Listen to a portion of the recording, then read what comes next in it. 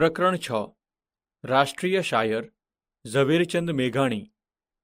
વિદ્યાર્થી મિત્રો, આજે આપણે ઝવેરચંદ મેઘાણીના જીવન વિશે વિશેષ માહિતી મેળવીશું। ઝવેરચંદ મેઘાણીનો જન્મ સંવત 1896માં 28 ઓગસ્ટના દિવસે ગુજરાતના ચોટીલા ગામમાં થયો હતો। ગાંધીજીએ ઝવેરચંદ મેઘાણીને રાષ્ટ્રીય શાયરનું બિરુદ આપ્યું હતું। તેઓ લેખક, કવિ, લોકસાહિત્યકાર તરીકે જાણીતા હતા, જેમાં એમણે સૌરાષ્ટ્રની રસધાર એક, સિંધુડો, સોરઠ તારા વહેતા પાણી, વેવિશાળ, દાદાજીની વાતો, વેણીના ફૂલ, પ્રભુ પધાર્યા, રા ગંગાજળીઓ, કુરબાનીની કથાઓ વગેરે પ્રખ્યાત છે। એ સિંધુડો જપ્ત થયો, સિંધુડો જપ્ત થયો, વાત વાયુવેગે પ્રસરી ગઈ। ઈસવીસન 1930ના સત્યાગ્રહના આંદોલનમાં સિંધુડોએ લોકોમાં દેશભક્તિનો પાનો ચડાવેલો, તેથી તે વખતની પરદેશી સરકારે તેને જપ્ત કરવો પડ્યો।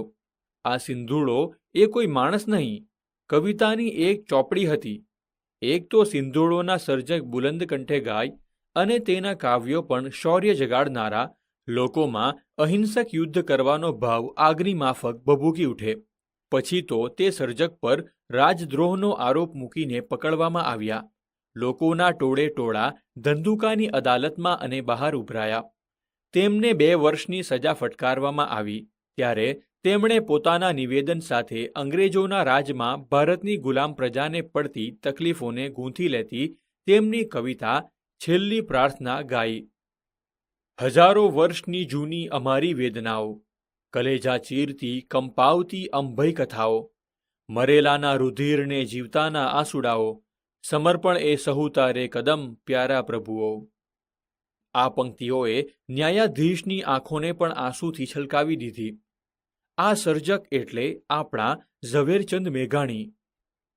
28 ઓગસ્ટ 1896ના રોજ ચોટીલામાં એમનો જન્મ। એમના માતાનું નામ ધોળીબાઈ હતું। તેમના પિતા કાળીદાસ પોલીસ જમાદાર હતા।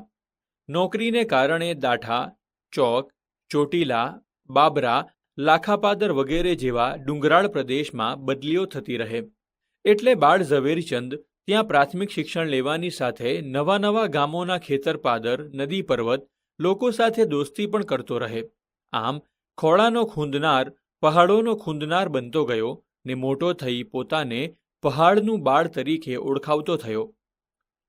રજા પડતા જ લાખાપાદર થાણું, તેની ઊંચી ભેખડ પર એ ઊભેલો વસમો વોંકણો, તે ચમનીઓ અને બીજી તરફ જરાક ખસીને છુપાઈ જાણે ઘૂમટો કાઢીને વહેતી ગોમુખી ગંગા ગાય વાછરૂને ખેંચે તેમ ઝવેરચંદને ખેંચતા। એ પહાડ ભેદંતી નદીઓના ઊંડા ધરા ને એ ડુંગરની બખોલો તેમના બાળપણાના સંગી હતા। અંગ્રેજી બીજા ધોરણ સુધીનો અભ્યાસ વઢવાડ કેમ્પમાં થયો। પછી પિતાજીની બદલી લાખાપાદર થઈ। ગીરનાકા પર તેમનું નાનકડું પોલીસ થાણું લાખાપાદર, નજીકમાં નજીકનું સ્ટેશન એ કાળે ત્યાંથી 30 માઇલ દૂર। દરમિયાન ઝવેરચંદ બગસરાની મિડલ સ્કૂલમાં ભણ્યા।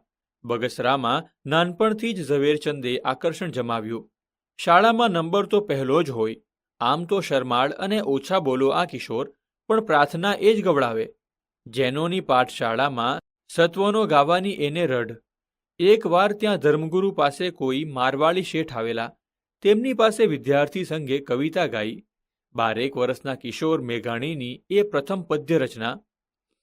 નેધર વંશા સપૂત વેલાજી તણા છે, ચિમનાજી નામે સુવિખ્યાત ગણાય।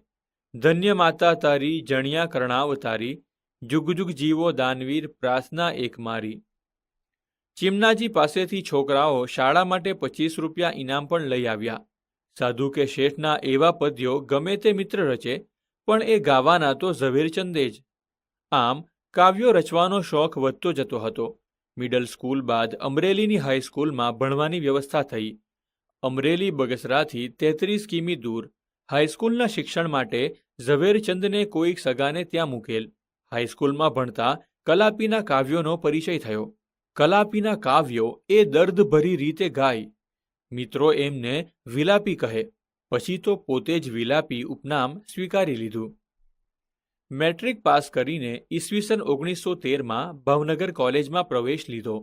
કોલેજમાં પોતાના પોશાકથી જુદા તરી આવતા આ વિદ્યાર્થી ઝવેરચંદ તરફ સહુનું ધ્યાન ખેંચાતું.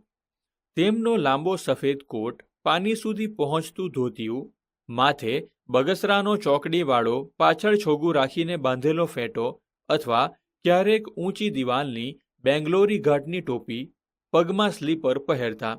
બેઠી દડીનું શરીર, ભીનો વાન, ટચાક જેવી મોટી ઊંડું ઊંડું નિહાળતી કોઈ ગંભીર વિચાર કરતી આંખો, ગૂંછણિયાળા વાળ અને મર્દાનગીથી ચાલવાની છટા પણ આકર્ષક હતી. પણ સ્વભાવ શરમાળ, જવલ્લે જ બોલે. જોત જોતામાં જનક રાજા નામ પડી ગયું. બીએમાં વધુ સારા શિક્ષણના લોભે જૂનાગઢ ગયા, પણ એક સત્ર પછી પાછા એ ભાવનગર આવતા રહ્યા. અંગ્રેજી સંસ્કૃત સાથે ઈસવીસન 1916માં બીએ પાસ થયા. કોલેજમાં એ વર્ષે મેગેઝિનનો પ્રથમ અંક નીકળ્યો. એમાં ઉત્તમ ફાળો ઝવેરચંદનો હતો. ઝવેરચંદનો એમાં પ્રથમ લેખ પ્રગટ થયો.